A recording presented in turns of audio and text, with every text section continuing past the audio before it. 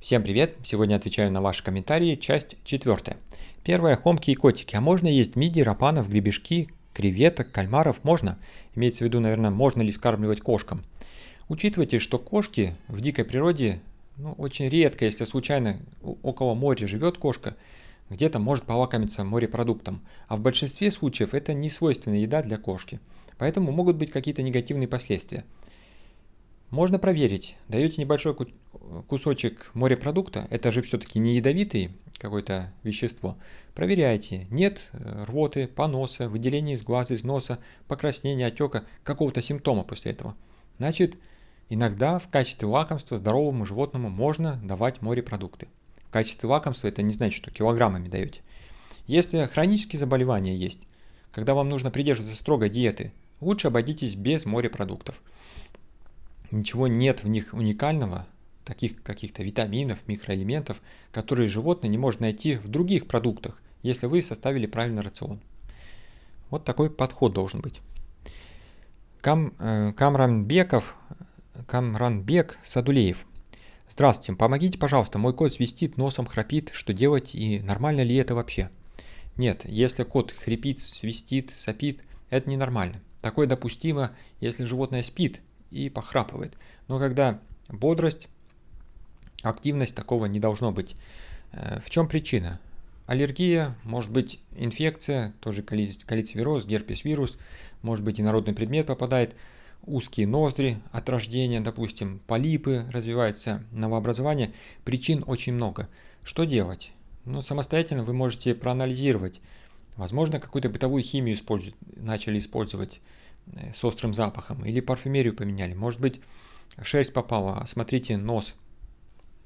Если ничего не можете самостоятельно определить, тогда придется, конечно, к доктору обращаться. Посмотрите, у меня есть видео на канале «Причины чихания у кошки». И, возможно, одна из причин подскажет вам, что делать. Также посмотрите о брахиоцефальном синдроме кошек. Тоже это видео может вас натолкнуть на дальнейшие действия. Но однозначно ответ такой, что это ненормально. А дальше выяснять, что вызывает это посвистывание и храп. Виталий Коротков, здравствуйте, у меня к вам такой вопрос. Котенок не ест, а только пьет молоко. Возраст котенка 2,5 месяца. Уже и мясо давали сырое, вареное, и ни в какую не хочет. 2 остальных котенка едят хорошо. Корм для котят, желе, тоже не ест. Зубки есть, проверяли. Иногда ест печенье. Но ведь это не выход кормить печеньем. Буду ждать ответа. Да, конечно, печеньем кормить не стоит котика, и взрослую кошку не стоит. Я бы все-таки еще раз внимательно осмотрел зубы, десна. Может быть, какие-то воспалительные есть процессы, может быть, инородный предмет попал. Если один котенок не ест, а другие едят, может быть, ему что-то мешает твердую пищу жевать и дискомфорт, боль.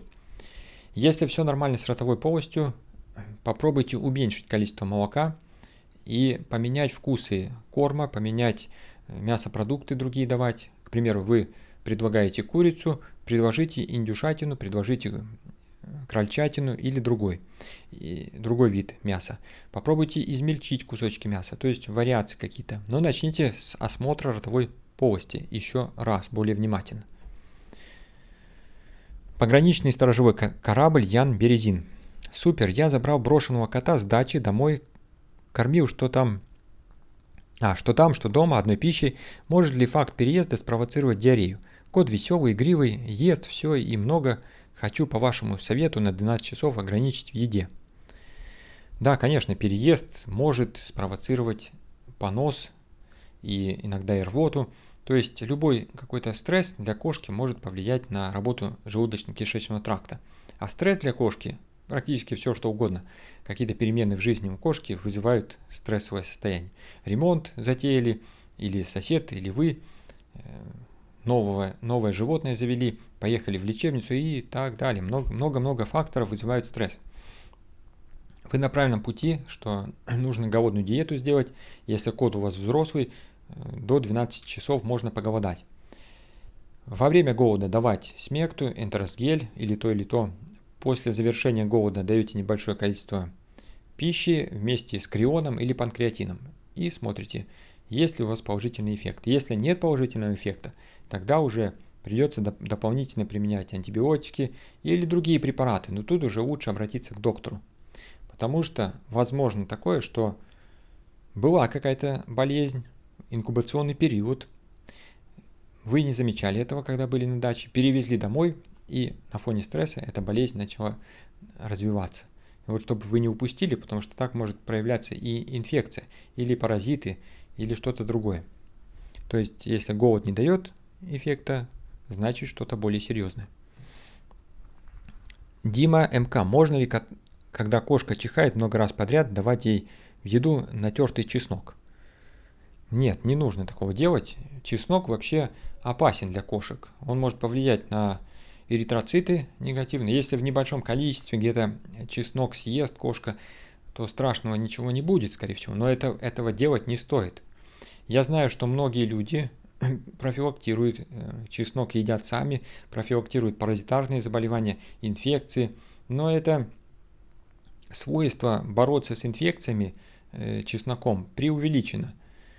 Как у человека, так и у животных. Животным чеснок категорически давать не стоит.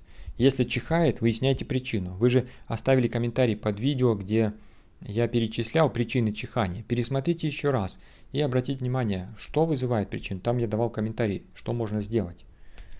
Чеснок нет. Анна Грен. Здравствуйте. Как долго заживают язвы во рту у кота при кальцивирозе? Мой кот уже неделю мучается, отказывается кушать. То, что в ветклинике прописали, капать в рот не помогает. Обрабатываю ротик люголем. Обычно острая фаза при кальцивирозе 5-7 дней. Потом язвы бледнеют, начинают затягиваться, и котик уже нормально ест. То есть не испытывает болезненных ощущений, какого-то дискомфорта. Если больше продолжается, чем неделю, значит что-то не так. Может быть осложнение кальцивироза, добавилась бактериальная микрофлора, и того, что вам назначили, недостаточно. Также обратите внимание, что язвы не только при кальцивирозе образуются. Может быть контакт с какой-то химией и ожог произошел. Может быть болезни почек, тоже будут язвы на языке. Язвы, да, часто появляются при кальцивирозе, но это не значит, что у вас точно кальцивироз. Для стопроцентного результата нужно делать анализы и подтверждать это. Если неделю вы лечите и никакого эффекта, значит что-то нужно менять в тактике лечения, в подходе. То есть пересматривать, что вы делаете. Таня Сан пишет: здравствуйте, у кошки ХПН. Обратились в ветклинику, очень высокий показатель креатинина и мочевины в крови. Капаем физраствор, делаем уколы B12, Теопресс, таблетки, очень плохо ест. Кормим насильно, лечим вторую неделю. Подскажите, пожалуйста, как кормить лучше, будем признательны за советы. Спасибо. При ХПН, конечно, нужно подбирать кормление. Это либо готовый корм ренальный, либо вы составляете рацион таким образом, чтобы меньше животное получало белка. Баланс нужно найти, потому что организм не может без белка совершенно жить, но так, чтобы обеспечить животное белками и в то же время не перегрузить выделительную систему. Выделительная система, в частности, почки. Проще всего, конечно, подобрать корм ренальный и кормить. Если у вас животное сейчас не ест, нужно брать влажный корм, добавлять, допустим, добавляйте кипяченую воду, измельчаете на блендере, берете шприц и принудительно небольшими порциями кормите. Продолжаете капать физраствор либо внутривенно, либо подкожно, и вам нужно вывести кошку из этого состояния, когда она не ест самостоятельно, потому что это опасный признак. Значит, есть высокий уровень креатинина и мочевины, продукты обмена накапливаются и есть интоксикация. Когда уже кошка самостоятельно начнет есть, можно ее перевести на сухой корм ренальный и опять же отслеживать по показателям. То есть вы сдаете раз в 3-4 недели биохимию крови, делаете по мочевине, по креатинину и желательно сделать еще СДМА, он более информативный. Также рекомендую вам сделать УЗИ. УЗИ покажет структурные изменения в почках. Биохимия функциональные, как работают почки, УЗИ структурные изменения. И тогда вы уже более конкретно, более точно примените лечение. Сейчас темненький я стал какой-то. Вот так получше. Ротвейлер Мия, европейка Ева. У собаки онкология. Каждый год оперировали. Сейчас ей 12 лет. На операцию не берут, откладывают опухоль молочных желез. Что делать? Я вам, кстати, уже ответил на комментарий в текстовом варианте, но отвечу еще здесь. Смотрите, у вас собака взрослая и, учитывая породу, очень взрослая, доктор может не браться за операцию, потому что есть риски. Но какой подход должен быть? Обследуем животное, проверяем, анализ крови делаем, общий, биохимию, проверяем, как функционируют внутренние органы, есть ли какие-то серьезные изменения по общему анализу крови, проверяем сердце, эхо делаем и делаем рентген грудной клетки, потому что в первую очередь, чаще всего метастазы мы обнаруживаем в легких. И вот если все стабильно у животного, если есть смысл делать операцию, то доктор говорит, да, можно сделать операцию, но есть определенные риски, и он вам их озвучивает. Или говорит, что нет смысла делать операцию, мы можем потерять животное в ходе операции, и тогда назначает паллиативную помощь. Какая это помощь? Может быть гормональные препараты. Я об этом говорил неоднократно, что гормоны негативно влияют на иммунную систему, они ускорят развитие опухоли, и вначале вы получите положительный эффект, а потом быстрый рост опухоли. Но у гормонов есть и положительные эффекты, снимают отечность, некоторые моменты улучшают качество жизни, хотя бы на несколько месяцев. Боль убираем, и если боль убираем, допустим, кетопрофен, мелоксикам применяем или другие аналоги. Паллиативная помощь. Если уже ничего не помогает, животное страдает у нас, испытывает боль, и мы ничего не можем сделать, прибегают к гуманному усыплению. Об этом тоже я рассказывал в отдельном видео. Марсель 25. Скажите, пожалуйста, когда и чем прикармливать щенков? Им сегодня 4 недели. Спасибо.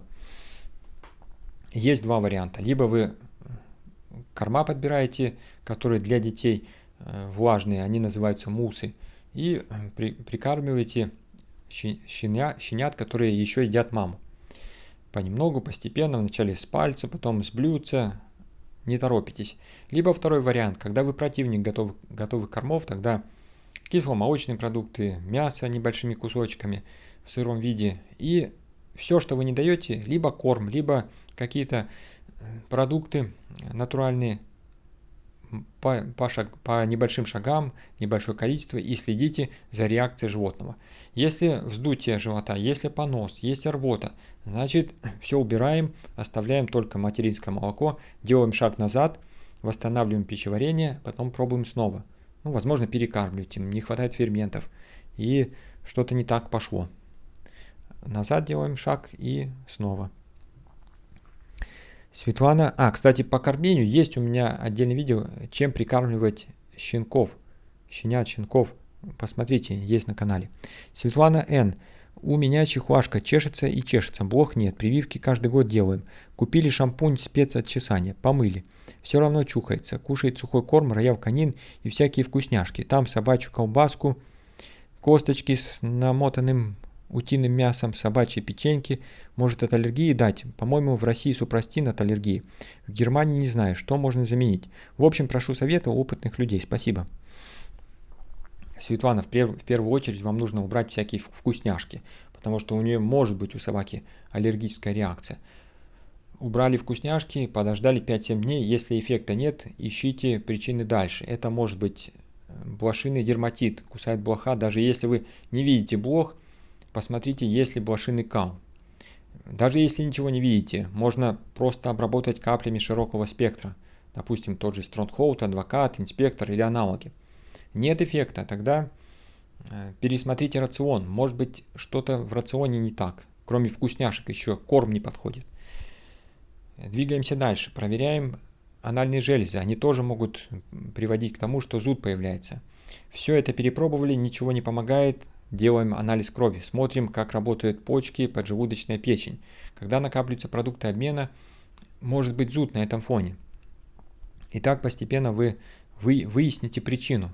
Просто дадите супрастин и ничего не поменяете из того, что я сказал, но вы лечите симптом. супрастин отмените, и снова появится зуд. Это не лечение, это бегство от проблемы. Так, все, у нас закончились ответы, закончились комментарии. Будут у вас дополнения, пишите в комментариях, послушаем нашего эксперта. И, может быть, вот хочу вас спросить совета, может быть, мне больше комментариев рассматривать в такой рубрике? Не 10 брать, а, допустим, 15 или 20. Как вы считаете, не будет ли слишком затянутое видео? Пишите, жду от вас обратной связи. Пока-пока. Что-то я не понял. Говорит, отвечу на 10 комментариев, а в итоге 8 или 9 ответов. Что-то не сходится.